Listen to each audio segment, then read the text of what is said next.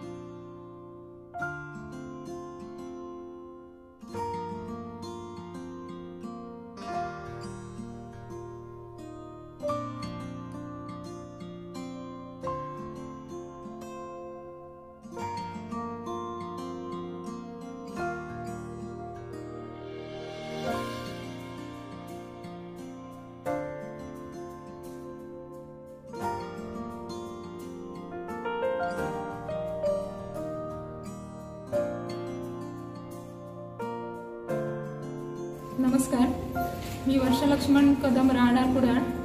प्रथमतः मी मोदी साहेबांचे आभार मानते की त्यांनी शिंपी हा दुर्लक्षित असा आपला घटक आहे, त्याच्याकडे अगदी डोळसपणे पाहिलं। त्यांना अगदी आपल्या घरचे पण एक 10,000 व्यवसायासाठी मदत करायला काचकूच करतात। तिथे मोदी सरांनी आम्हाला जिथे प्रशिक्षण घेतल्यावर 15,000 रुपये टूलकिट खरेदीसाठी देणार आहेत।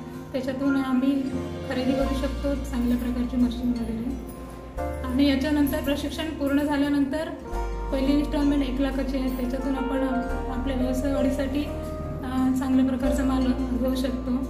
त्यानंतर दुसरं जे इन्स्टॉलमेंट आहे ते 2 लाखाचं आहे, त्याच्यातून आपला व्यवसाय आम्ही म्हणजे वाढ करू शकतो। मग ह्याच्यातून आम्हाला इथे प्रशिक्षण सावंत मॅडमनी चांगल्यापैकी।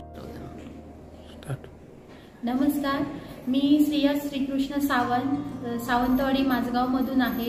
सावंतवाडीमधून या ठिकाणी मी विश्वकर्मा योजनेअंतर्गत ओरोस ITI मध्ये आलेली आहे। या योजनेअंतर्गत आम्ही जे फॉर्म भरलेले होते त्यामधून आमची नियुक्ती झालेली आहे। ही आमची पहिलीच बॅच आहे।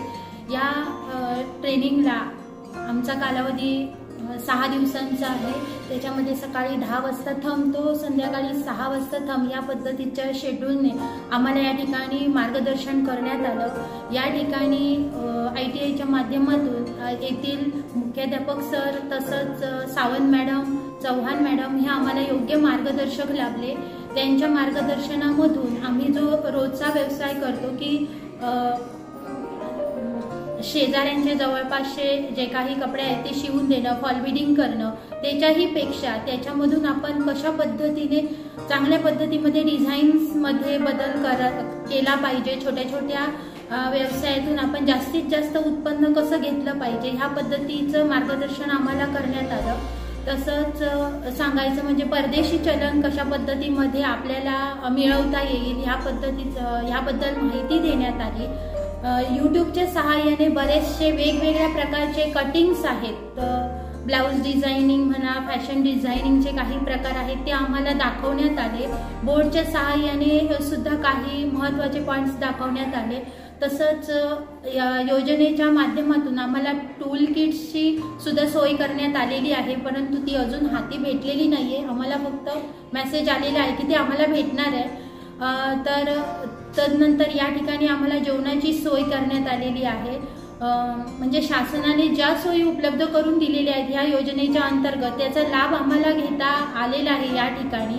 तसंच सुरतला जाऊन सुद्धा आम्ही चांगल्या पद्धतीचं त्या ठिकाणी मार्केटिंगचं आणि ब्रँडिंग कशा पद्धतीने होतं आणि कमीत किमतीमध्ये आपल्याला कापड कसा मिळणार या पद्धतीचं मार्गदर्शन आम्हाला या ठिकाणी मिळालेलं आहे, म्हणजे आमच्या उत्पन्नामध्ये भर पडेल। तसंच अजून एक मॅडमांनी आम्हाला गोष्ट अशी सांगितली की छोट्या व्यवसायातून 4 महिला एकत्र येऊन जर तुम्ही उद्या सकाळी एखादी कंपनी जरी सुरू केली तरी त्या माध्यमातून आपण 10 महिलांना काम देऊ शकू। त्याच्यासाठी जी मशिनरींची माहिती आहे त्या मशिनरींची माहिती सुद्धा या ठिकाणी चांगल्या पद्धतीत आम्हाला देण्यात आली।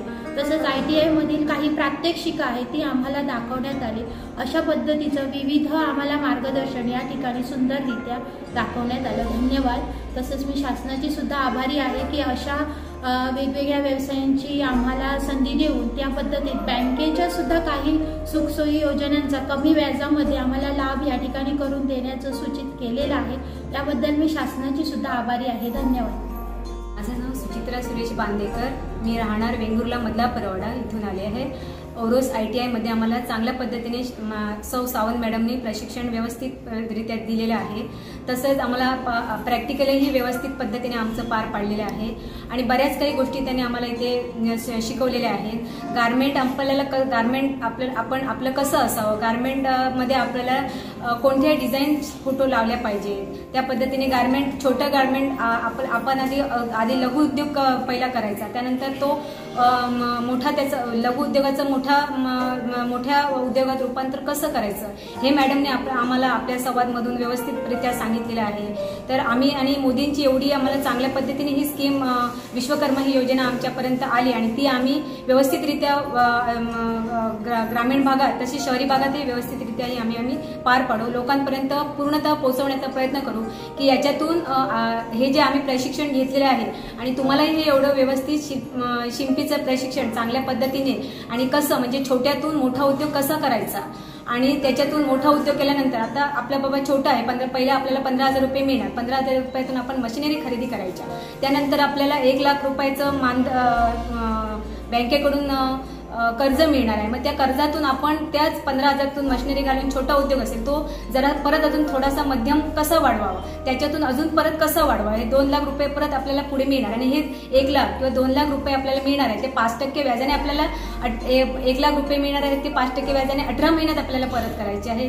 तसेच आपल्याला जर 1 लाख रुपये मिळून आपण त्या उद्योग जर वाढून व्यवस्थित आपल्या मार्केटमध्ये व्यवस्थित नाव व्यवस्थित आपलं उज्ज्वल केलं आणि ती परतफेड व्यवस्थित बँकेची केली तर आपल्याला पुढचंही 2 लाखाचं कर्ज व्यवस्थितरित्या मिळू शकतं। कोणतीही अडचण न येता आपल्याला ते 2 लाखाचं कर्ज घेऊन अजूनही आपण मोठी भरारी घेऊ शकतो, आपला मोठा उद्योग वाढवू शकतो आणि आपल्याला खरेदीसाठी बाहेर कुठे जाण्याची लोकांना आपल्या सिंधुदुर्गातील लोकांना बाहेर जाण्याची गरजही लागणार नाही याची आम्ही ग्वाही देतो आणि त्याची आम्ही जिम्मेदारीही घेतो आणि आमची जबाबदारी घेऊन हा उद्योग आमच्यापर्यंत विश्वकर्माची जी आपल्या ग्रामपंचायतीतून आम्हाला जी स्कीम योजना ही राबवलेली आहे ती आम्ही मोठी कशी करायची, सिंधुदुर्गात ह्याचं नाव कसं उज्ज्वल करायचं याचा आम्ही प्रयत्न करू।